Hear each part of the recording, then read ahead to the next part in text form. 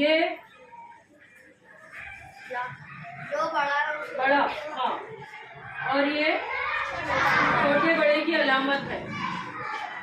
अब हमें देखना है मिसालें कि कौन सी कसर बड़ी है। ये दो कसरे हैं 3/7 और ये भी 3/7, तो कौन सी कसर बड़ी है?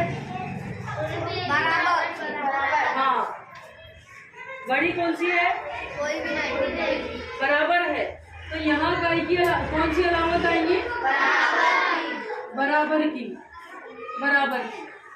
अब यहाँ देखना है हमें कि ये कसर बड़ी है या ये कसर बड़ी है। इसको हम हल करें। 3/8 2/8 8 का पहाड़ा 3 तक पढ़ो। 8 या 24 और 8 का पहाड़ा 2 तक पढ़ो। 8 दूनी 16। कौन सी कसर बड़ी है फिर? 3/8। 3/8। तो यहाँ पर कौन सी अलामत आ जाएगी? 3/8। तो ये बड़े की अलामत आ जाएगी। 3/8 बड़े हैं 2/8 से। समझ में आया कि किस तरह हल करना है? जी हाँ। अब देखते हैं ये इसी तरह से 2/11 और यहाँ 10/11। इनके शुमार कोनिंदे अलग अलग है और नसबनुमा एक जैसे है। इसको भी इसी तरीके से करेंगे। 11 का पहाड़ा 2 तक पढ़ो।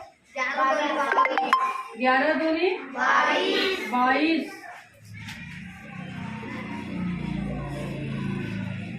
11 दूनी 22 और 11 का पहाड़ा 10 तक पढ़ो। 11 0 11 1 110। किस साइड की कसर बड़ी है? इस साइड की। तो यहाँ पर कौन सी अलामत आ जाएगी? बड़ी। जिधर मुंह खुलता है वो बड़ी। हाँ, तो कौन सी कसर बड़ी है? 10/11। अब यहाँ देखो 5/15 और 10/30। 5/15 यहाँ 10/30। क्या कर रहे हैं हम? कौन सा अमल कर रहे हैं? ज़रब का। कौन सा अमल हो रहा है? 30 का पहाड़ा 5 तक पढ़ो।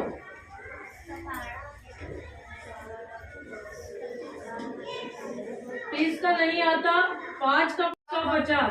15 का पहाड़ा 10 तक पढ़ो। 15 0 15 1 कितने आ गए? 150। कौन सी साइड की कसर बड़ी है? 10/30। कौन सी बड़ी है? दोनों तो सेम आए ना। तो क्या कौन सी अलामत आएगी? बराबर की। समझ गए आप? तो इस तरह से आपको पूरी मिसालें हल करनी है।